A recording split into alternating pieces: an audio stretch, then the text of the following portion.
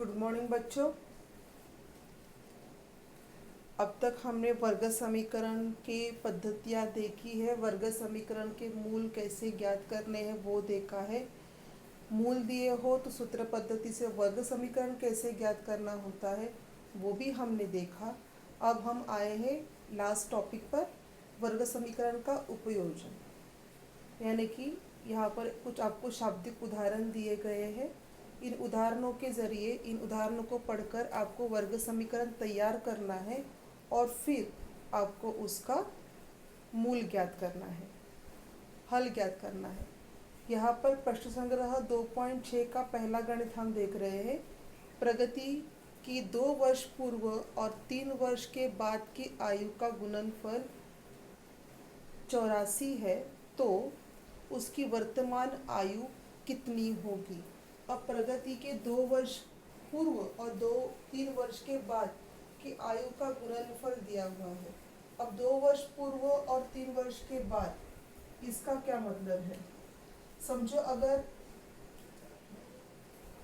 राम की आयु है 20 वर्ष, अभी आज राम की आयु है 20 वर्ष, तो 2 साल पूर्व या 2 साल पहले राम की आयु के कितनी होनी चाहिए, 20 माइनस 2 यानी कि 18 वर्ष। और 3 साल बाद राम की आयु कितनी होगी, 20 जमा 3 बराबर 23 वर्ष। तो इसी का उपयोग आपको करना है। तो अगर मैंने प्रगति की आज की आयु को x माना, तो प्रगति की 2 वर्ष पूर्व की आयु कितनी होनी चाहिए, x माइनस 2, और 3 वर्ष के बाद की आयु कितनी होनी चाहिए, x जमा 3। ये सिंपल सा लॉजिक है। हाँ, तो इसका उपयोग करके करेंगे हम और आगे के गणित को हल करेंगे। तो मैं सबसे पहले यहाँ पे लिखती हूँ, तो यहाँ मैं सबसे पहले लिख रही हूँ कि प्रगति की वर्तमान आयु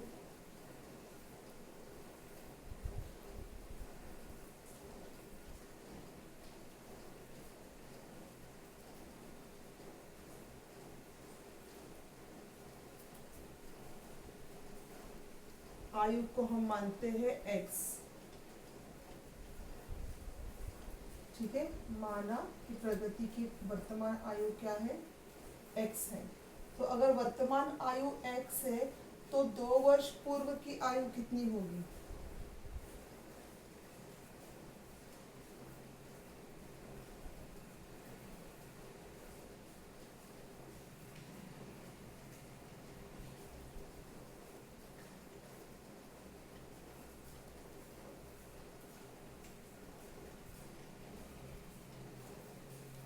और 3 वर्ष बाद की आयु कितनी होगी, सॉरी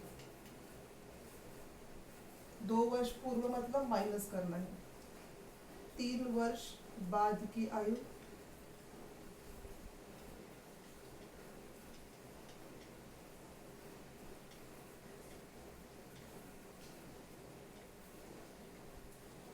ठीक है।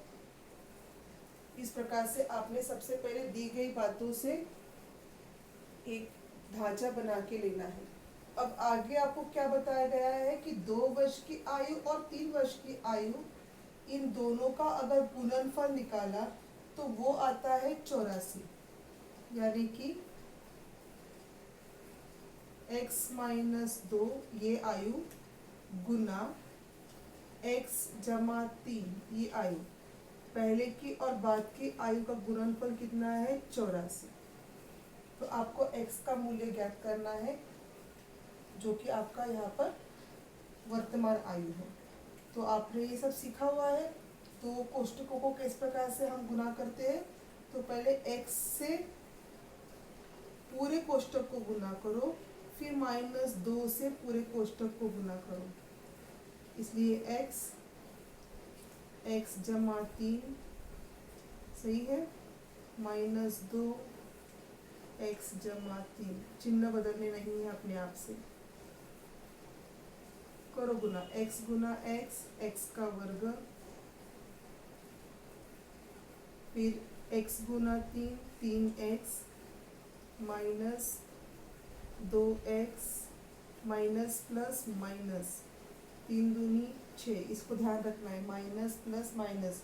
कोष्टक के बाहर यदि माइनस का चिन्ह हो तो कोष्टक के अंदर के चिन्ह बदल जाते हैं, इसको ध्यान में रखना है, आपने भूलना नहीं है। लिखो फिर x वर्ग, ये दोनों सजातीय पद है, इनका प्लस माइनस करो। प्लस माइनस माइनस 3 में से 2 गए, बचा 1। चिन्ह आएगा बड़ी संख्या का यानी कि जमा, माइनस 6 बराबर 84।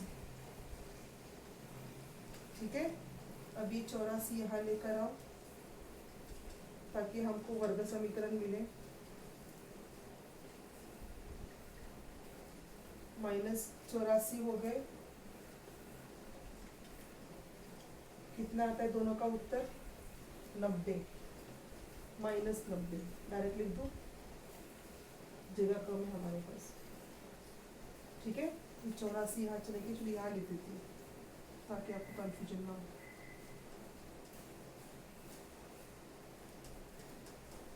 ठीक है, 84 जमा माइनस माइनस प्लस, तो 84 जमा 6 हो गए 90, और चिन्ह लगेगा बड़ी संख्या का। तो इसको अभी आगे हल करते हैं। अब ये जो 90 है, इसका हमें गुणनखंड ज्ञात करना है ना। यहाँ पर कुछ नहीं है, मतलब 1 है, जमा 1। तो 90 को ऐसे गुणनखंड लिखो कि उसका गुणाकार आए -90 और जमा आए 1। तो 10 और 1, 10 गुना 9, 10 गुना 9 90, 10 में से 9 गया 1। तो चिन्ह कौन से लगेंगे अभी यहाँ पर? नहीं, इसे नहीं लगेगा, इसे लगेगा। ठीक है ना।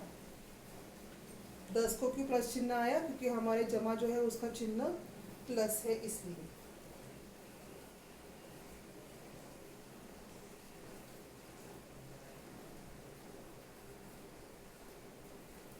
आगे चलते हैं।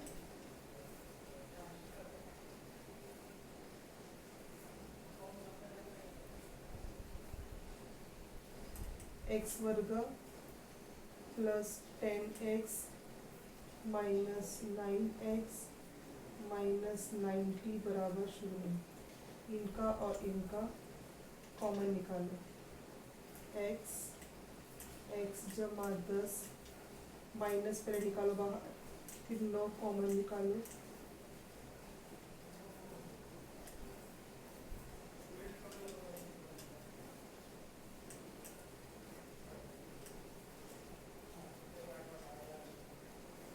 ठीक है, तो यानी कि x जमा 10 बराबर 0 या x माइनस 9 बराबर 0। सही है। इसका मतलब x बराबर -10 और x बराबर 9। अब देखिए यहाँ पर दो मूल्य मिल गए हमको, x बराबर -10 और x बराबर 9। पर यहाँ पर बात हो रही है किसी के आयु की, तो किसी का भी आयु कभी भी माइनस में नहीं होता। हम कभी कहते हैं क्या कि मेरी आयु -10 है? नहीं, तो आयु माइनस में होता ही नहीं है, इसलिए यह वैल्यू जो है यहाँ पर ये लागू नहीं पड़ेगी, ये खारिज हो जाएगी, निकल जाएगी यहाँ से। तो हमारा उत्तर क्या है? हमारा उत्तर है x बराबर 9। इसलिए प्रगति की वर्तमान आयु कितनी है? आप सेंटेंस पूरा लिखोगे, यहाँ पे सेंटेंस लिख देती हूँ, जो आपका अंतिम उत्तर है वो यहाँ लिख देती हूँ मैं।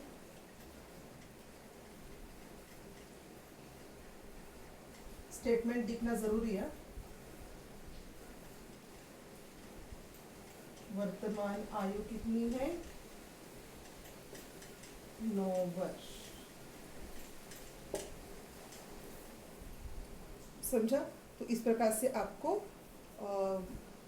शाब्दिक उदाहरण करने हैं, और एक उदाहरण हम यहाँ पे देखते हैं। बोर्ड पे लिखा जो उदाहरण है उसे आप पहले अपनी कॉपी में लिख लो, या स्क्रीनशॉट निकाल कर उसको बाद में लिखो। दूसरा उदाहरण है दो क्रमिक प्राकृत संख्याओं के वर्गों का योगफल 244 है, तो वो संख्याएं ज्ञात करो।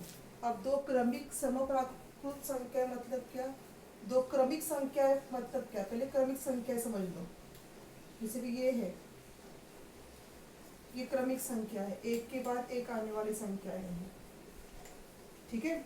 अब दो क्रमिक समप्राकृत संख्याएं कहिए, सम मतलब ये सम संख्याएं हैं। तो दो क्रमिक प्राकृत संख्या, दो क्रमिक समप्राकृत संख्याओं के वर्गों का योगफल कहा है। सपोज अगर मैंने पहली क्रमिक प्राकृत संख्या को लिया x, मतलब 2 लिया, तो उसके बाद की दूसरी प्राकृत संख्या कौन सी है, 4। तो उसको मैं कैसे लिखूंगी, 2 जमा 2 बराबर 4, सही है ना। तो उसी प्रकार से अगर मैं अभी वर्ग समीकरण के रूप में इसको लिखना चाहूंगी तो मैं कैसे लिखूंगी, यदि मैंने क्रमिक संख्या x मानी तो उसकी बाद की दूसरी क्रमिक समसंख्या कैसी होनी चाहिए, x जमा 2, समझा। तो मेरी पहली क्रमिक संख्या है x और दूसरी क्रमिक संख्या है x जमा 2। अब x जमा 2 ही क्यों लिया है, क्योंकि समसंख्या ही कही है ना। तो 2 में 2 जमा करोगे तो ही समसंख्या आएगी ना।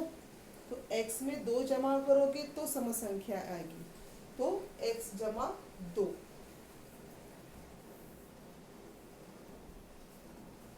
तो इसे अब लिखते हैं हम लोग,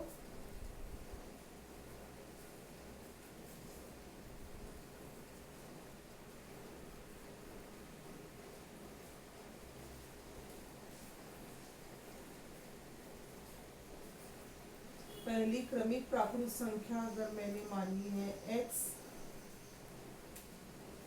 तो उस दूसरी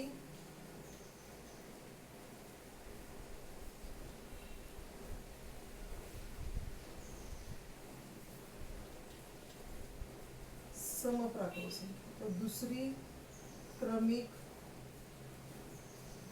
समप्राकृत संख्या कौन सी होगी,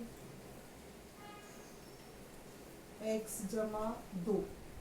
आगे बताया गया है कि इन दोनों का वर्ग करना है, मतलब x का वर्ग और x जमा 2 का वर्ग करना है। इन दोनों का वर्ग लिखो और इनका योगफल करो।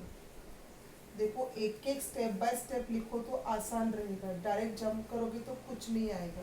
पहले हमने क्रमिक संख्याएं लिखी, फिर पता अनुसार निर्देश के अनुसार पहले दोनों का वर्ग लिखा, फिर उन्होंने कहा है इन दोनों के वर्गों का योगफल करो, योगफल लिखा। तो योगफल का मूल्य कितना दिया हुआ है, 244।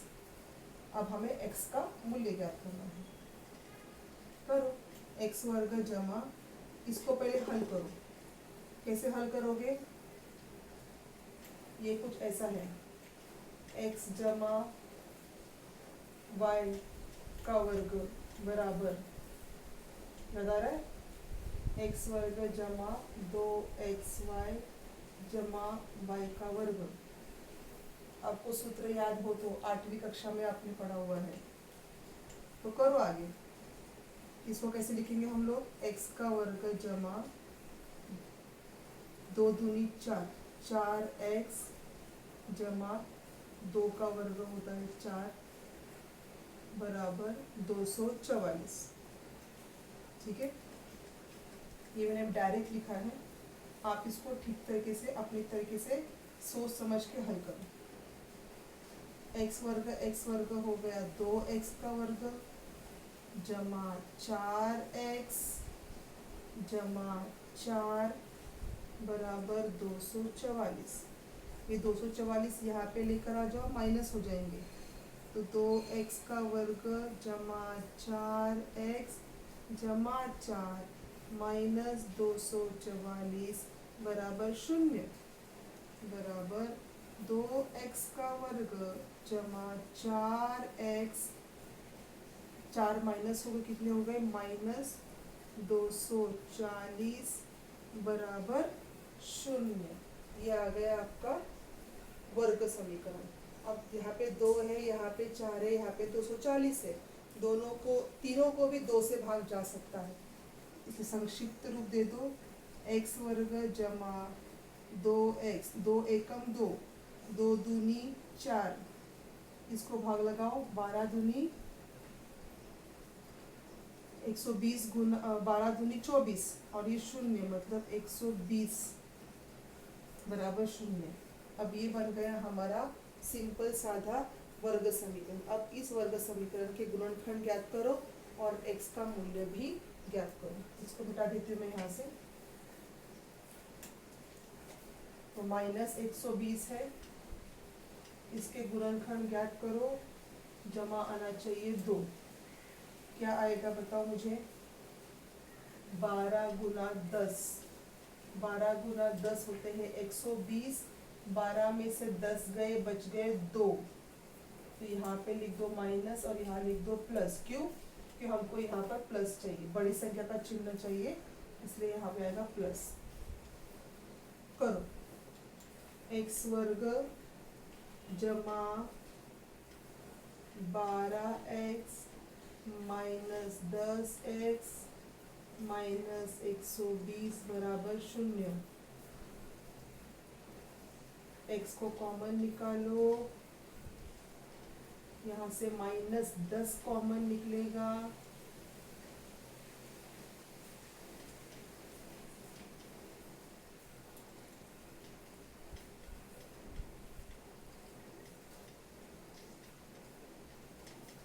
ठीक है। तो x plus 12 is equal to 0 और x minus 10 is equal to 0, इसलिए x इज इक्वल टू -12, ये प्लस था माइनस हो गया और ये माइनस है तो बन गया प्लस, ठीक है। अब क्रमिक संख्याएं जो है हमारी वो कभी भी नेगेटिव नहीं होती। नेचुरल जो क्रमिक संख्याएं हैं या जो क्रमिक प्राकृत संख्याएं जो है वो कभी माइनस में होती नहीं है, तो हम उसे क्या लिखेंगे, ये -12 हमारा जो है वो कैंसिल हो जाएगा। तो हमारी समप्राकृत संख्या कौन सी हो गई?